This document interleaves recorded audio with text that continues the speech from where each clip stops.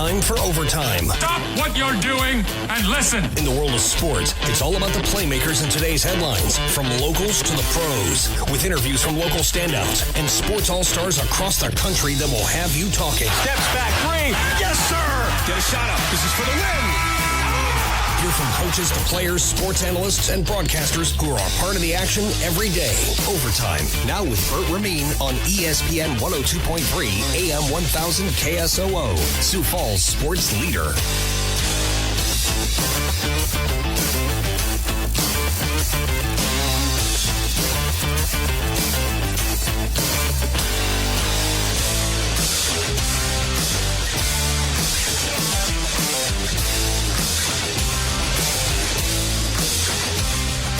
Welcome into the Tuesday edition of Overtime. We're off and running. I'm a little behind loading up some audio because we got so many sights and sounds from last night's NBA Finals wrap up as the Boston Celtics led by 21 at the half, and they absolutely blitzed and beat up the Dallas Mavericks to the tune of the 18th title in franchise history. Big-time win for Jason Tatum, Jaylen Brown, the legacy of that duo, and the new additions as of this year to the roster. Congrats to the Boston Celtics, their fans and support system.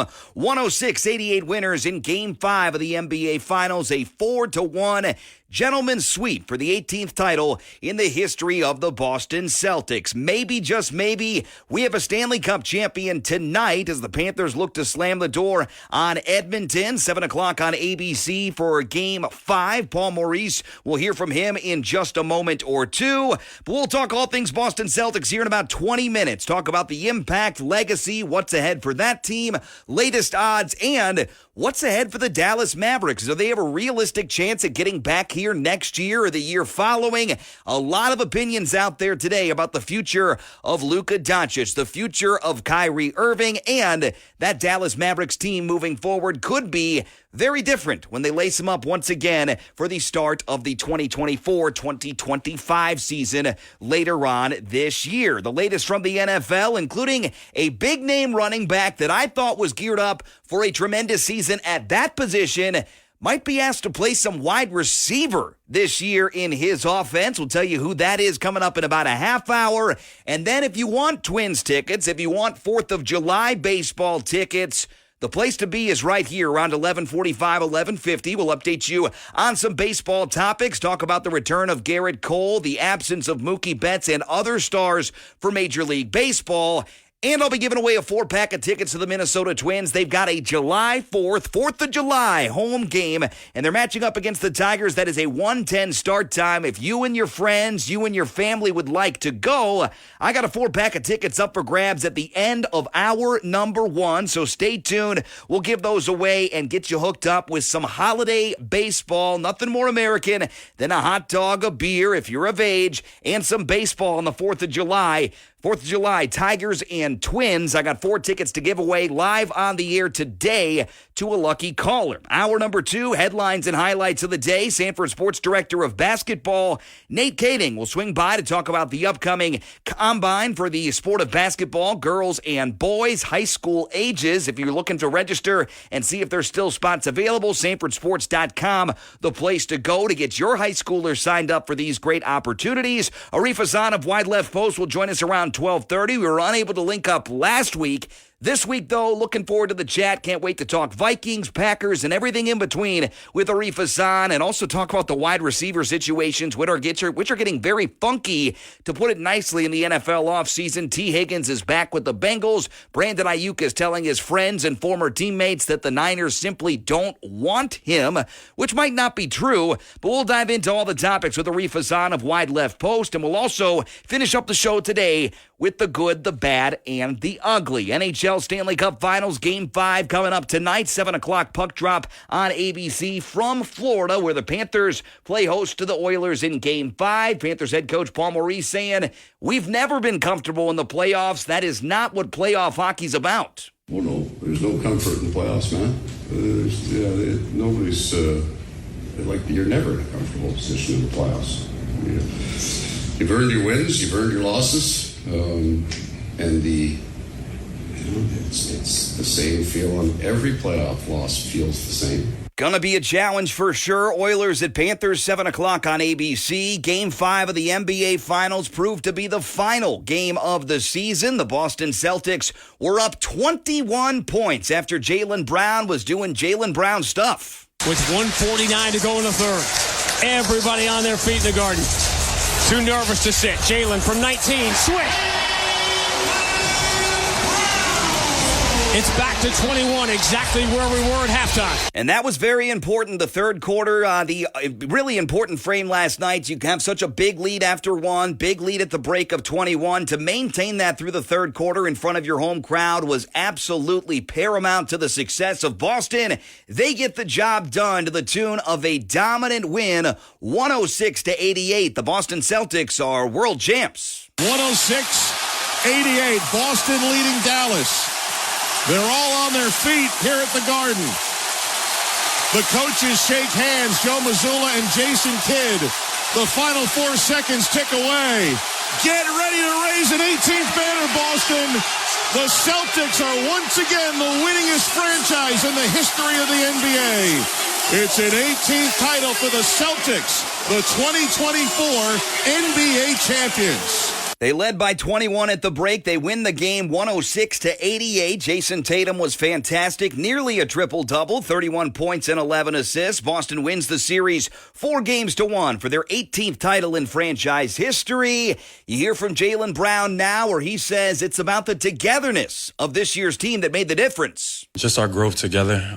We've been through a lot. We've been playing together for 7 years now. We've been through a lot, the losses, the expectations, the media, have said all different types of things. We can't play together. We were never going to win. We heard it all, but we just blocked it out and we just kept going. I trusted him. He trusted me, and we did it together. So, to get to this point, and share that experience with JT is just awesome. I can't, It's just amazing and it feels great. That's Jaylen Brown, who was named the Finals MVP at the conclusion of the game last night. As for Jason Tatum, he had a similar message talking about the doubters fueling this championship. It's a real feeling. Still hasn't really kicked in yet. Just trying, enjoy the moment. I kept saying, wow. These last 7 years have been a roller coaster, up and down. I had to listen to all the that people said about me, and tonight it was worth it. Oh my God. Absolutely a redemptive win for Boston. Not only do they get back after an early exit last year, they redeem a finals loss 2 years ago. They get the job done. And Michelle Smallman on Unsportsmanlike this morning saying this was a big relief for Boston and their fans. I called it the relief title, that I thought that the prevailing sentiment after winning this, if they were able to get it done, would be, phew, because they had been knocking on the door for so long. And they obviously had to weather a longer path to get here. But shout out to perseverance. Shout out to patience, because in modern day sports, organizations often don't have that. So the fact that they finally broke through and they were able to get it done, and not only get it done, but in dominant fashion in the regular season and the postseason, good for them. That's Michelle Smallman this morning on Unsportsmanlike. Now for the future of the team that lost last night, the Dallas Mavericks. Brian Windhorst says this loss could help this team moving forward. I feel really strongly that at some point in the future, you and I are going to be talking, and instead of there being white and green on the floor and this confetti, that it would be blue for the Mavericks, because Luka Doncic is too special of a talent, too great of a player not to get back and improve on it. And just like I described what it took for the Celtics to get there, right, I think Doncic is in the middle of going through that. He is such a special player, but, he is still at the beginning of that journey. And Kyrie, I think, understands that. And Kyrie is in the middle of building this. He has the ring. He doesn't need to prove anything, but he's still at this journey with the Mavericks. He did not play well in the 3 games here in Boston. Now, the Mavericks lost this series for a number of reasons. It wasn't just Kyrie, but while Kyrie is taking this with great maturity and somebody who's been seen a lot, he's going to look in the mirror at some point and realize he didn't deliver his best either. I did think would have needed something incredibly special from Luka and Kyrie just to get to Game 6. The proper team won. That doesn't mean what happened here won't be very meaningful for Luka and the Mavs in potentially the very near future. That's Brian Windhorst of ESPN on the Mavericks, thinking that they've got some staying power. Now for other analysts chiming in today, Evan Cohen says that it's time to sell high if you're Dallas on Kyrie Irving. If you're the Dallas Mavericks, do you consider selling high on Kyrie Irving? And there is a destination. We know the destination is Los Angeles. Mm-hmm. Do you not at least think, coming off of this NBA Finals, where Kyrie crumbled in the Finals, oh, he's 14-0 in elimination games, great. He's also 1-3 in the Finals. I'd sell high on Kyrie right now if I was Dallas. You can ask the Los Angeles Lakers for literally anything right now, and they would have no choice but to give it to you.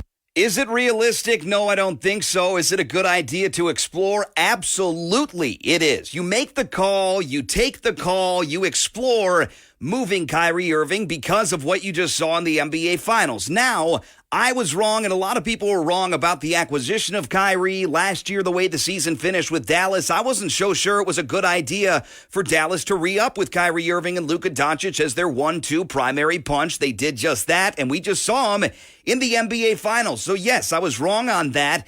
And a lot of people were, in terms of the success that would come from that pairing. They need other assets on the roster. They need other scoring options, and they need to widen and deepen their bench because there was nothing on the Dallas Mavericks that screamed depth this year. They had the scoring power, they had the star power, but certainly lacked some depth to compete with the likes of the teams like the Timberwolves, like the Boston Celtics that just hoisted the trophy last night. Dallas has some fatal flaws, and we saw them exposed in the NBA Finals, a tremendous run, but I would absolutely at least explore the opportunity and the optionality of getting rid of Kyrie Irving just to explore it. You don't have to make it public, but take the call, make the call, see what you could get, kick it around, see what it feels like, and then make your decision from there. But to not do any of that would be a mistake for the Dallas Mavericks re-upping for next year with or without Kyrie Irving in their plans. Now to Major League Baseball. By the way, next up for the NBA is the NBA draft that's coming up next Wednesday and Thursday, June 26th and the 27th.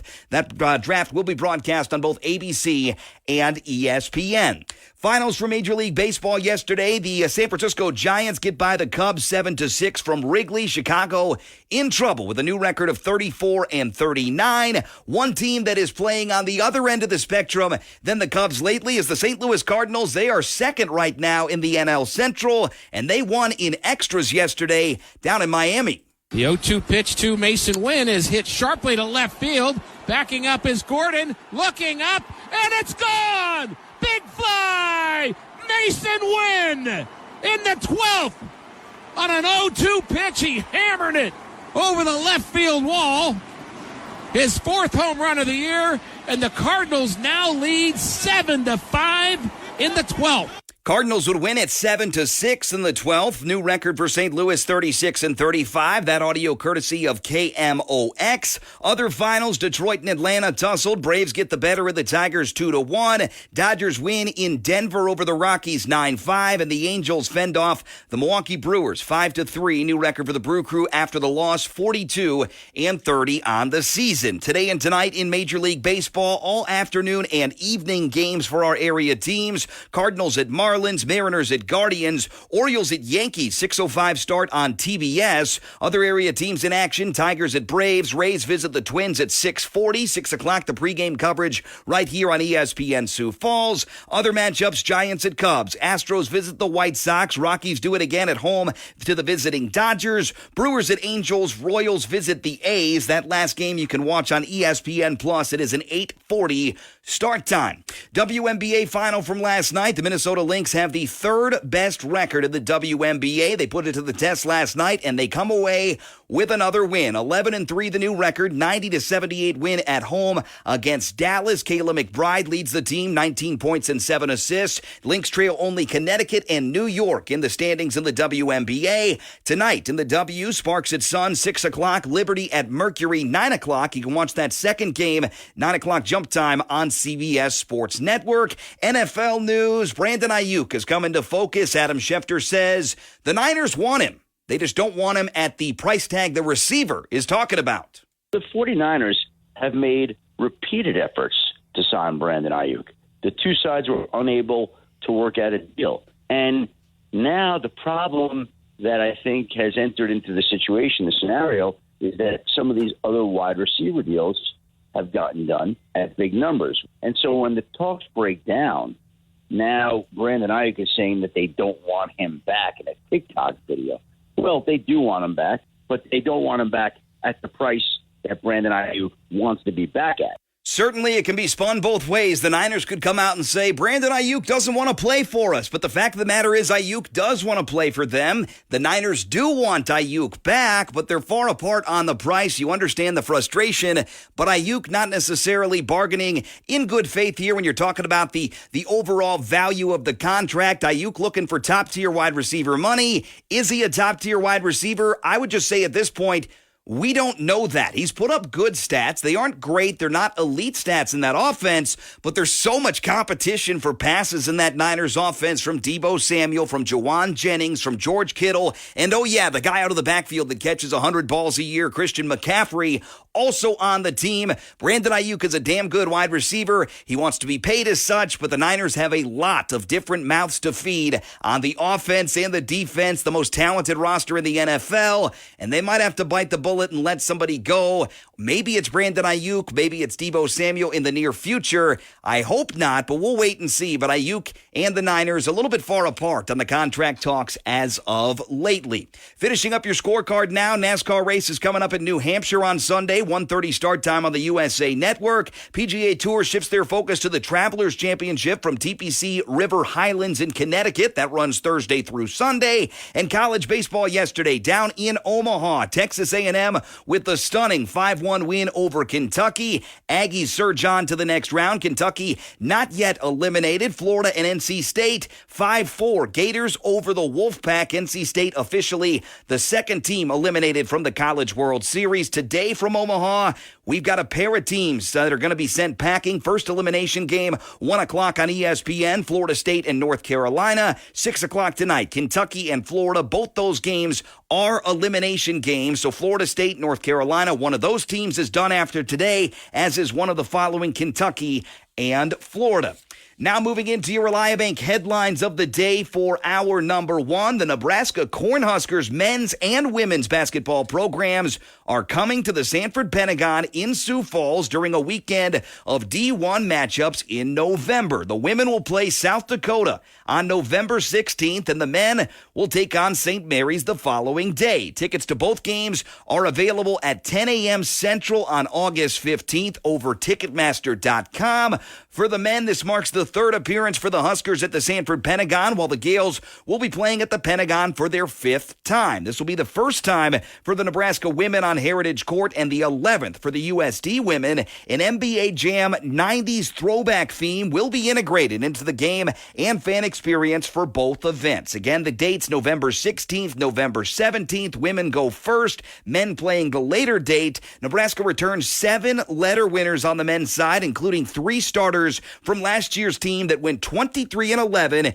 and reached the NCAA tournament for Big Ten Coach of the Year, Fred Hoiberg. The Huskers are led by seniors Bryce Williams, who averaged 13.4 points, and Jawan Gary, who averaged 11.6 points last year. A lot to look forward to, and that is the first of many announcements coming from Sanford Sports in regards to collegiate matchups. Nebraska, men and women, November 16th and 17th. More info, sanfordsports.com. Keep an eye out for those tickets to go on sale August 15th, 10 a.m. start time at Ticketmaster.com. Augustana head men's basketball coach Cody Schilling has announced the additions of Bennett Freed and Malik Rebetez to the upcoming roster. Freed comes over via transfer from Drake University in Des Moines, and Rebetez comes from Casper College, the Switzerland native 6'3" point guard who can see the floor extremely well, according to head coach Cody Schilling. More on the pair of additions for Augie men's basketball available. GoAugie.com.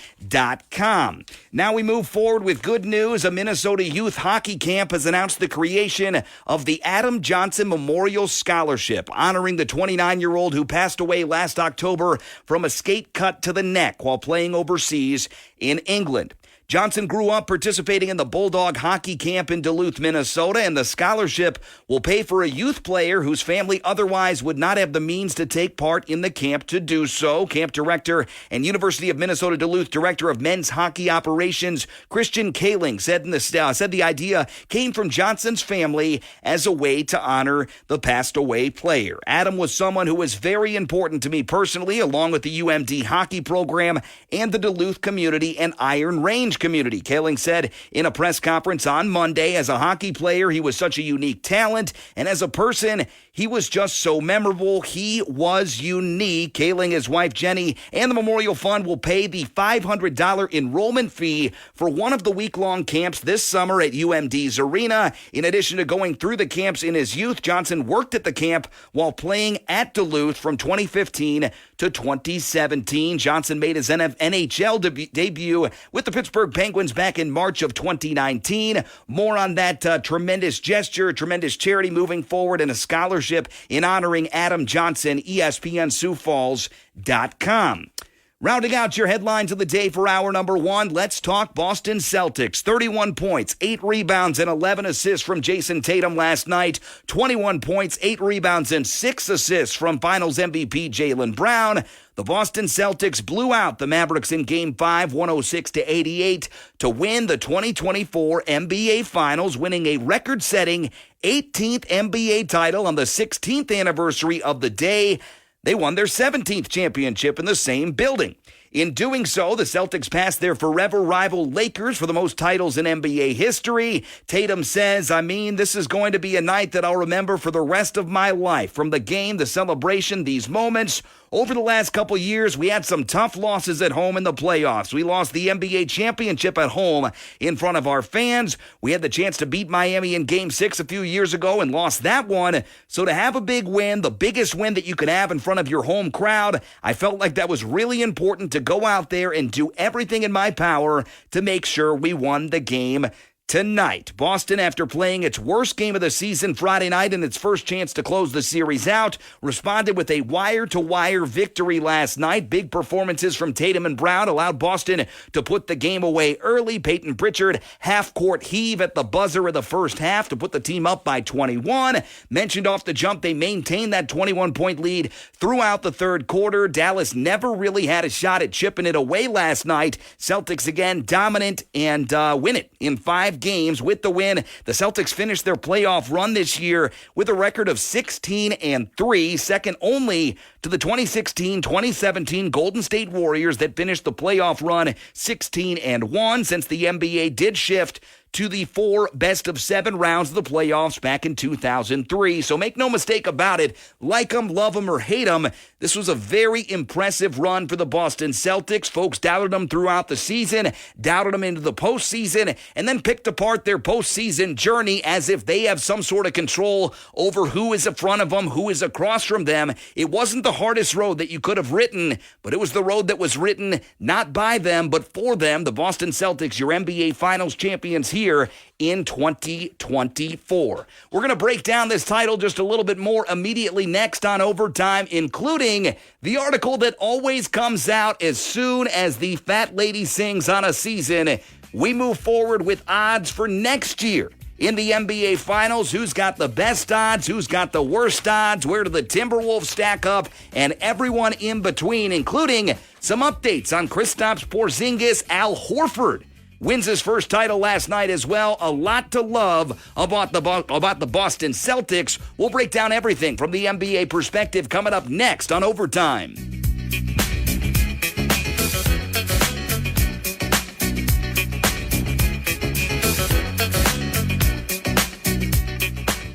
ESPN Sioux Falls gets you back to more of Overtime with Bert Rameen on ESPN 102.3 and AM 1000 KSOO, Sioux Falls sports leader.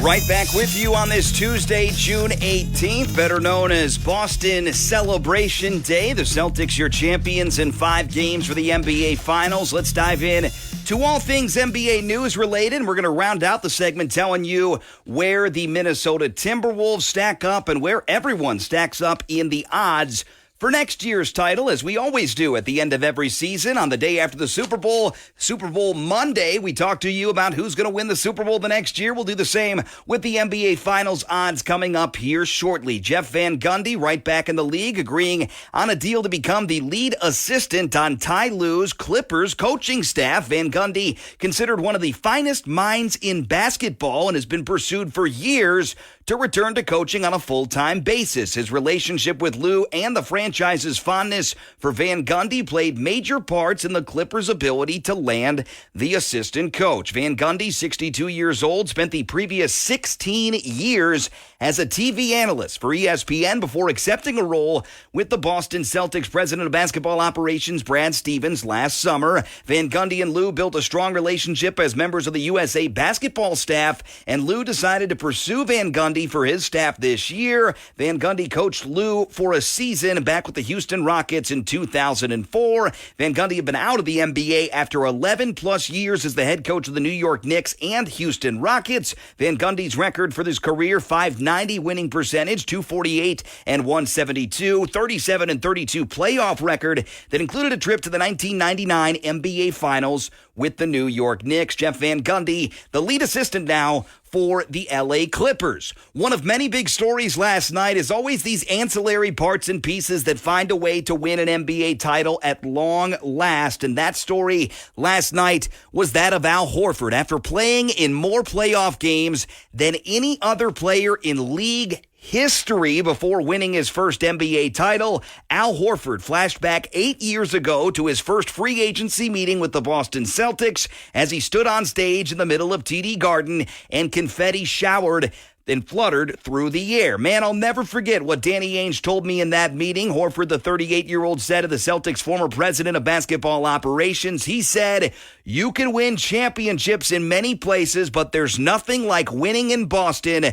Nothing like winning as a Celtic." When Celtics coach Joe Mazzulla, who is 3 years younger than the 17-year NBA vet, subbed Horford out of Game 5 with 2 minutes to go in the fourth quarter, and Boston well on its way to the win last night, the crowd let the forward hear it with a booming ovation. Jaylen Brown saying nobody deserved it more than Al Horford. He's been a great, not just leader on the court, but off the court as well. It's been an honor to be by his side, and Al Horford is a real-life legend and hero. It is great to be his teammate. 186 career postseason games, and this one ends with a trophy, ends with confetti, and a legacy much deserved and much earned for the career of Al Horford. Now for another player that was impactful during the regular season and could not stay on the floor in the postseason consistently, that's Celtics center Kristaps Porzingis. He returned to the court for Game 5 of the Finals last night, playing through a rare left leg injury that he told ESPN will now require surgery and have a recovery process of a few months. Porzingis suffered a torn medial. We did this yesterday. I'm not reading this entire thing. Nobody really knows what it means. A lower leg injury that's pretty darn rare to his tibialis tendon in Game 2. An injury the team described as rare in their news release, but after missing Games 3 and 4, he returned to play 16 minutes last night in a 106-88 win against the Mavs, scoring just 5 points, as he spelled center Al Horford off the bench and helped Boston claim their record-setting 18th NBA title. But Kristaps Porzingis likely not to affect next year, but a few months of recovery time after he will have surgery on that rare injury sustained in the postseason. Now for the Dallas Mavericks, as the team essentially waved the white flag, substituting for all their starters while trailing by 21 points with 2.5 minutes to go last night. Kyrie Irving walked towards the other end of the floor to congratulate his former teammates Jaylen Brown and Jason Tatum, as well as other members of the Celtics. Irving returned to the bench and exchanged an embrace and a few words with his current teammate Luka Doncic, a superstar wrapping up his first NBA Finals appearance We said we'll fight together next season, and we're just going to believe, Doncic said after the Mavericks lost to Boston, which clinched their record-breaking 18th NBA title. Irving described it as a bitter ending to a really positive journey. That's the quote for the Mavericks, who reconstructed the supporting cast around their star tandem over the past year, bouncing back from a lottery finish to win the Western Conference. The anticipation within the organization is that the Mavericks, led by their 25-year-old five-time first-team All-NBA selection, can be a contender for years to come. Kyrie said, "We answered a lot of questions this year on what we are capable of doing, and now it's just about being consistent." Dallas bounced around the Western Conference standings throughout the season from spot 4 down to spot 8, spot 9. They were long shots to make it to the postseason, long shots to have an impact in the postseason at one time or another. They proved a lot of people wrong. But when you're talking about this team, the resume, the talent, the overall coffers that they have as far as draft capital and potential this offseason, it's hard to see them as being a bigger contender in the West than Denver, Minnesota, and OKC. They're in the mix with those teams, but if you were asking me honestly to power rank those teams, I would probably lean Denver 1, Minnesota 2, OKC 3, and then Dallas 4. That's just the way I view things. Again, I'm banking on Denver returning to form, finding some youth pieces to balance out that roster. Minnesota clearly ascending. OKC clearly ascending. Dallas, really nice season, nice postseason, but I still think you look at the roster, you look at the talent, you look at the resources, I would say they're going to have a tough road getting back here as soon as next year, but I wouldn't put them against them just because of Luka Doncic, Kyrie Irving. If they stay together, they should attract some free agents, should be some trade opportunities for Dallas in the offseason, during the season next year. But again, that is a very feisty and competitive Western Conference. Now, for the moment we've all been waiting for, talking odds for something that is a calendar year away. The Boston Celtics, fresh off winning their 18th championship, will enter the offseason with some of the shortest sportsbook odds for a repeat since the great Golden State teams of the late 2010s. The Celtics are the clear-cut betting favorites to win next year's title at sportsbooks around the nation. And at ESPN Bet this morning, Boston is plus 280 for next year's title, which would be the shortest preseason title odds since the 2017-2018 Warriors had odds of minus 180. The Celtics finish off the Mavericks in Game 5 yesterday, capping a dominating season in which they were the championship favorites from the first game of the season to the last. Boston was a betting underdog in just 3 games during the regular season and just 2 in the playoffs. Now, where do the other teams rank? Boston 1, Denver 2, and there's a big split there. Boston's odds, to be clear again, is plus 280. Denver is plus 650. And the Minnesota Timberwolves, the third best odds of all the NBA to win the finals next year at plus 850. And they're the only teams with odds shorter than 10-1 as of today. 6 of the past 8 NBA champions had single-digit odds in the preseason, according to betting archive SportsOddHistory.com. Other teams in the mix, the Mavericks, the Bucks, and the Thunder are each 10-1, followed by the Knicks and the Sixers at 16-1. The Brooklyn Nets, Charlotte Hornets, Detroit Pistons, Trailblazers, Jazz, and Wizards have the longest title odds as of today at ESPN Bet. Each of those teams at 500-1. All those odds available, of course, ESPNBet.com or wherever you get your odds. But the Minnesota Timberwolves, the third best odds to win it all next year. Pretty darn cool spot to be in. Hard to believe we are here based on the recent history and the long tenured history of the Minnesota Timberwolves. But make no mistake about it, we heard it from Sam Amico yesterday. There's no shame in running it back, and we'll see what the Timberwolves can do, see if they add anyone. But hopefully, it's mostly a damage control, keep the group together style offseason for Minnesota, because we know they're deep. We know they can score, and most importantly, they can play some defense there in the Twin Cities. Minnesota Timberwolves plus 850, third best odds of the NBA for next year's NBA Finals. When we come back, we'll talk NFL, including a big-name running back, a youngster who burst onto the scene last year, is going to be asked to play some wide receiver this year in his offense. We'll dive into that, Brandon Ayuk, and so much more coming up next on the Tuesday edition of Overtime. station. Get ESPN. Grab your phone or call us up on your smart device. Now let's get you back to Overtime with Bert Rameen on ESPN 102.3 and AM 1000 KSOO.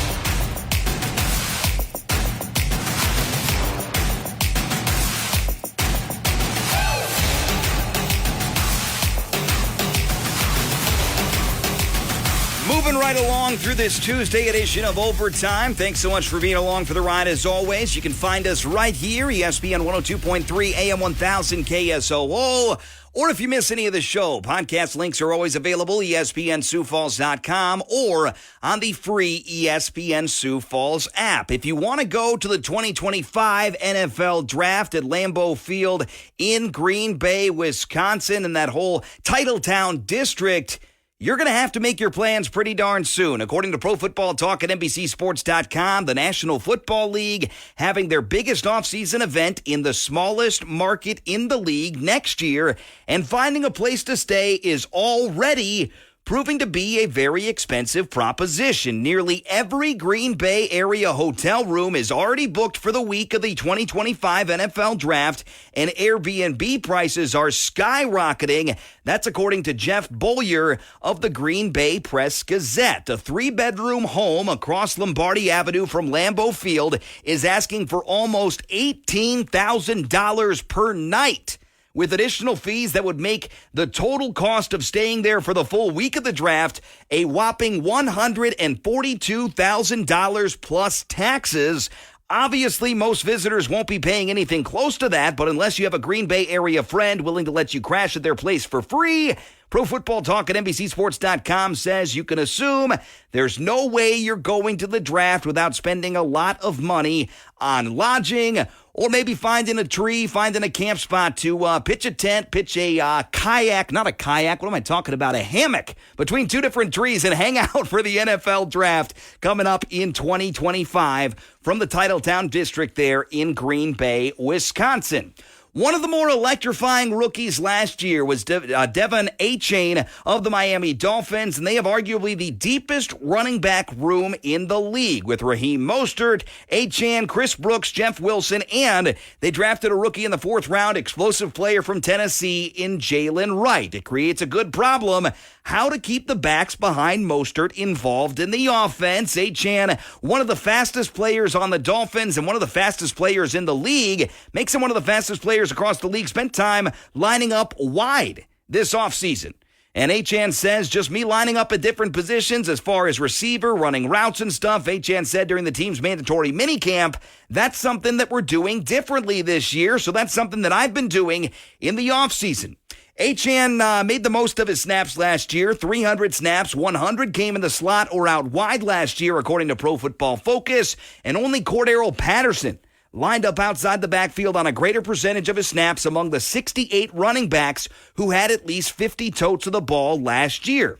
Achane had 27 catches for 197 yards and 3 scores last year to go with 103 carries for 800 yards. Nearly 8 yards per carry last year as a rookie, also had 8 scores. So let me ask you this. If you're the Miami Dolphins and you've got good receivers to great receivers already, you got Tyreek Hill, you got Jalen Waddle. You got a pair of youngsters out there on the roster, Braxton Berrios, Odell Beckham Jr. You're pretty stacked at wideout. You're pretty thin at tight end. Jonnu Smith is the newcomer, but that's a pretty decent tight end spot.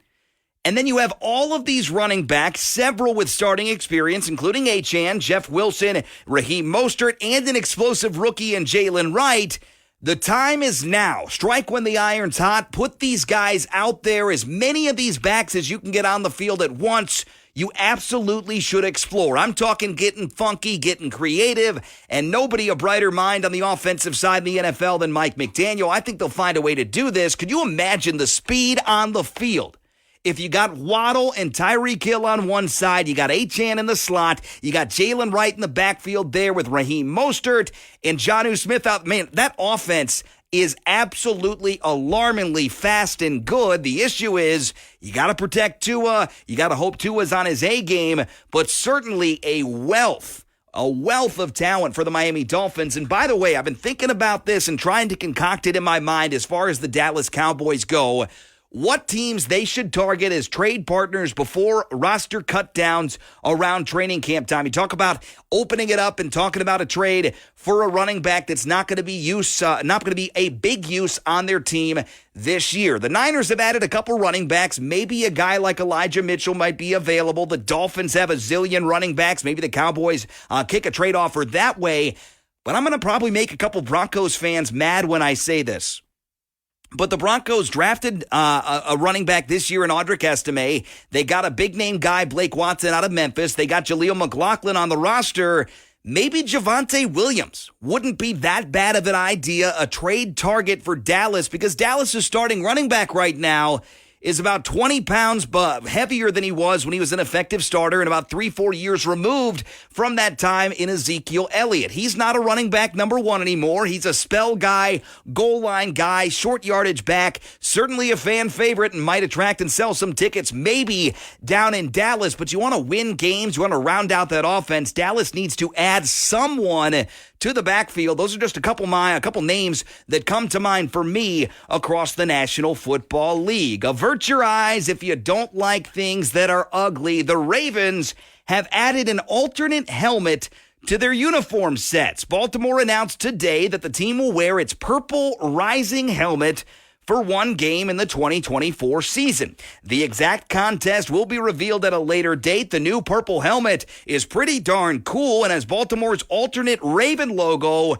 which isn't very cool, on the side with no B in the middle. It also has 2 gold stripes and a gold face mask, so that's pretty cool. Different helmet. It's a matte purple. I think it's pretty sharp. It does look a lot like the Vikings, but I think it's pretty sharp. My issue is they slapped the wrong logo on the side. You look this thing up, it's that thin Baltimore Raven bird, not the crest with the wings on it that we used to see back in 96, 97, early 2000s. Baltimore has some really cool logos, including the shoulder patch that they put on their jerseys. They could have stamped that on the side and would have been a huge win, but they roll with the skinny Raven bird on the side, and I got to tell you, not a big fan of the alternate helmets there in Baltimore. Now, lastly, wrapping up the NFL, we haven't talked about the Browns a ton. We had Cole Thompson on the show a couple weeks ago, and I asked him, give me one team out there that no one's talking about that they absolutely should be talking about. And Cole went on to say, and I don't agree with this, he said, the Cleveland Browns, man, if they get Chubb back, that defense, the offense clicking, Jerry Jeudy's in town, they've added some pieces, they could win 13, 14 games. I don't think that number is feasible. What I do think is feasible, and I said it before on the show, I think every team from that division could easily go to the playoffs this year. The Steelers are the worst team in that division, and they're probably going to finish 8-9, 9-8, maybe 10-7 at best there in Pittsburgh with some more consistency and just frankly talent at the quarterback position. I think Pittsburgh's in the cellar of that great spot. Baltimore, elite team. I don't care what you think about Lamar Jackson. That's an elite team that got better this year. You also have Cleveland, got better this year. Cincinnati, that's a team that could be due for a little bit of regression, but regression from the Joe Burrow days, not regression from last year. So they'll go down from 12 or 13 wins, maybe down to 12 or 11 wins this year for Cincy. That's a great division. But we haven't talked about the Browns too much, and their big question, of course, as it has been since they signed him a couple years ago, is Deshaun Watson. What's the latest in his rehab? What's the latest in his future as an NFL starter?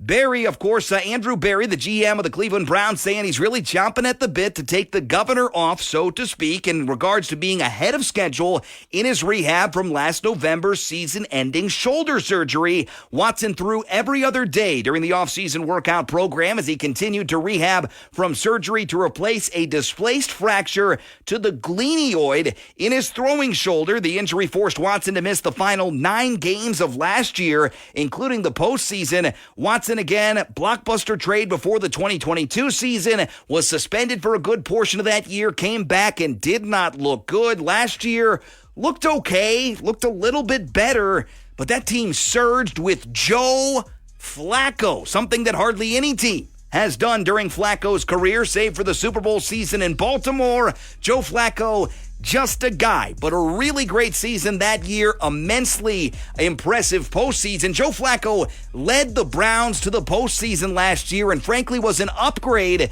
to Deshaun Watson. So when we're talking about the Browns and talking about 13 wins, 14 wins, you lose me until I see something of substance from Deshaun Watson, something that harkens back to the days where he was a great young quarterback. At the time that he got suspended, Deshaun Watson had the best passer rating in NFL history for his career. Believe it or not, you can look it up. Deshaun Watson was right there ahead of Aaron Rodgers at that time. But since that scandal in Houston that sent him packing out of town, the courtship of the Panthers, the Falcons, the other teams, and eventually landing in Cleveland, not the same dude, and that's the concern for me for Deshaun Watson moving forward. Do you want to go see some Minnesota Twins baseball on the 4th of July? I got a 4-pack of tickets up for grab next on Overtime. I'll tell you how to win. I got a trivia question for you. You got to know your sports. It's not too hard. Save the number on your phone. Dial me up as we get back from break. 605-362-3776. Find out how to win Twins tickets. 4th of July 4-pack up for grab. Twins and Tigers coming up on Thursday, July the 4th. We take the break, come back with that and more Major League Baseball news coming up next on Overtime.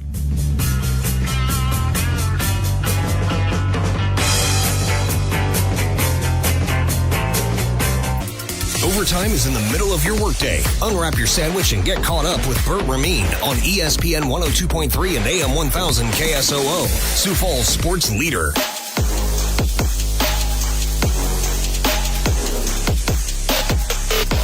Right back with you on the Tuesday edition of Overtime. It's time to win big here on the show. Quickly, though, some news from Major League Baseball before we dive in to our live giveaway of Minnesota Twins tickets, a 4-pack for the 4th of July. The opponent is an AL Central team, the Detroit Tigers, rolling into the Twin Cities. This is a 1:10 start time on the 4th of July. So if you don't have plans and you're starting off a weekend, maybe you're wise like me and you took Friday off of work, 4-day weekend, no better way to get it started than to head out to Target Field and see those Twins. You can win big here in just a moment if you answer a simple trivia question that I've concocted here via the ever-dependable Wikipedia, 605-362-3776. Quick Major League Baseball news. Dodgers have put Mookie Betts on the injured list with his broken left hand. That will not require surgery, but some lengthy time for the 31-year-old shortstop to be out. Will be a 6 to 8 week absence for Betts. That's according to Dave Roberts. Don't hold him to it, but again, that's the time frame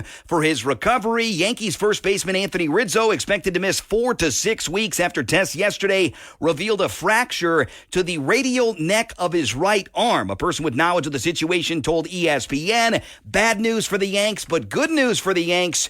The wait is over. Garrett Cole will make his season debut for New York against the Orioles on Wednesday. The reigning AL Cy Young Award winner will be back for the first time this season. Now for our ticket giveaway here. You can dial me up right now. You can try to be the first person to take a guess at today's trivia question, 605-362-3776. The phone lines are open. You can sit and wait if you'd like to, or you can wait for the question and then dial in. You want to go to the Minnesota Twins game? 4-pack of tickets could be yours for the 4th of July. Coming up on Thursday, July the 4th from Target Field. The Detroit Tigers are the opponent. That start time again, in case you're making those plans, 1:10 in the afternoon. The phone number to dial, 605-362-3776. Now, here's your trivia question for you sports fans out there. If you looked it up, you may have already known this, but the Boston Celtics have the most wins in NBA Finals history. They have an 18-5 record over 23 appearances. The Lakers are second, 17-15. Not as good of a percentage, but the Lakers now have the second most NBA Finals wins in NBA history. According to Wikipedia, don't fight me on this based on prior franchises and other things like that. According to Wikipedia, what NBA team has the third most NBA Finals victories in their history? There is one correct answer to this, according to Wikipedia. I've got a caller on the line. You're on with Overtime. What's your name? Hello? Hello, what's your name? You're on with Overtime. Turn down your radio for me. Oh, I'm sorry. This is Jeremy. Jeremy, I appreciate the call. What's today's correct answer, Jeremy? Chicago Bulls. That is not correct. I'm going to take another caller. Again, what NBA team has the third most, what NBA franchise, rather, has the third most victories in the NBA Finals, NBA championships, whatever you want to chalk it up as? The Boston Celtics have 18. They broke the tie last night with the Lakers. What team has the third most? I got another caller on the line. You're on with Overtime. Welcome to the show. What's your name? Jeremy. Jeremy, you're back with me. I assume you got this right. You said Chicago Bulls the first time. They've got the most wins without a loss. They're 6-0, but one franchise has more victories than them at third place. Who is that? The Warriors. That is correct. Jeremy, hang on hold for me, man. I'll get your information. You win the tickets, a 4-pack for the 4th of July. Hope you get out to the Twin Cities and have some fun, my friend. Congratulations. Well, thank you. All right, Jeremy's going to hang on hold. I'll get him hooked up with the prize pack here. And it's interesting to think about that because the Golden State Warriors do have that asterisk there that includes the record as Philadelphia and San Francisco Warriors. So you got to go back to 1947, 1956, 75, and then the recent string of success, 2015, 2017, 2018, and 2022 for the Golden State Warriors. The Bulls are 6-0. They got 6 wins. Best record as far as win percentage goes, especially with that many victories. The Spurs are right there with 5, and then there's a gap. The Sixers, the Pistons, and the Heat have 3. Knicks, Rockets, and Bucks have 2, and then a long list of teams with just 1 title. Cavaliers, Hawks, Wizards, Thunder, Blazers, Mavericks, the Baltimore Bullets, 1-0 in their one final appearance, and several other teams, including the used-to-be defending champion Denver Nuggets. Congratulations to Jeremy. He and his friends, he and his family, I would presume, are off to Target Field for the 4th of July. Always love hooking you guys up with goodies here on the show. We're going to hook you up with some goodies in the form of highlights and headlines coming up in hour number 2. Sanford Sports Director of Basketball Nate Kading will swing by the show. We'll also be talking some NFL topics with Arif Hassan of Wide Left Post. Don't go anywhere. Overtime rolls along next right here on ESPN Sioux Falls.